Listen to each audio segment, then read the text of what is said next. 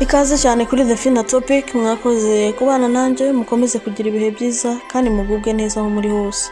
Uyu munsi rero tugiye kugaruka ku busobanuro bw'izina Josiane. Niba witwa Josiane, ndagushuje cyane aho uri hose, komeze kugubwa neza kandi ugire ibihe byiza. Josiane ni izina rihabwa umwana w'umukobwa rifite inkomoko mu rurimi rw'Igiheburayo risobanura ngo Imana izongera.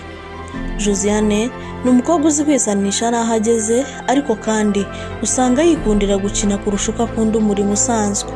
Josiane akunda ibijyanye n'ubwiza ndetse n'ibijyanye n'imirimbo, agakunda gukurikirana cyane abantu bamurika imideri.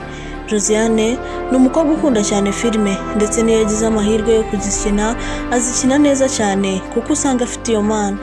Ni umukobwa uhora ahuze ndetse akunda gufatanya ibintu byinshi, ariko ugasanga ibyo ashobora gusoza ari bikeya. Josiane agira umwete, azi kuyobora ndetse no gufata ibyemezo bitandukanye. Josiane agira igitugu, ndetse iyo akubwiye ikintu aba yumva ntacyo wakongeraho, uba ugomba kugifata gutyo uko kiri.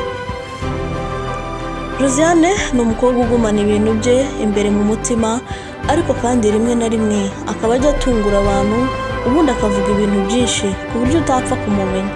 Josiane ntabwo akunda abantu arenze, ahubwo akunda abantu bamurenze, ku buryo aba atekereza yuko naramuka agize ikibazo za nshuti afite hari ikintu runaka zizamumarira.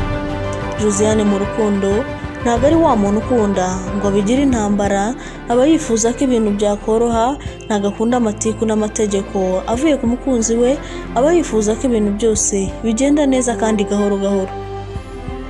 Josiane akunda umuntu utanga keya, mbese umwitaho ku buryo aba ashobora kuba yakwanga mu gihe cyose utamwitaho cyangwa se ngo umwereke ko ari uw'agaciro. Josiane kandi iyo atigengesereye ashobora kugwa mu mutego wo gukunda abantu benshi. Ubu bwari ubusobanuro bw'izina Josiane twagarutseho uyu munsi. Nawe niba ushaka ko tugusobanurira izina, jya aho hasi muri comment section uryandike, tuzarigarukeho ubutaha. Kandi mwakoze kubana nanjye kuri The Fina Topic, mukomeze mugire ibihe byiza.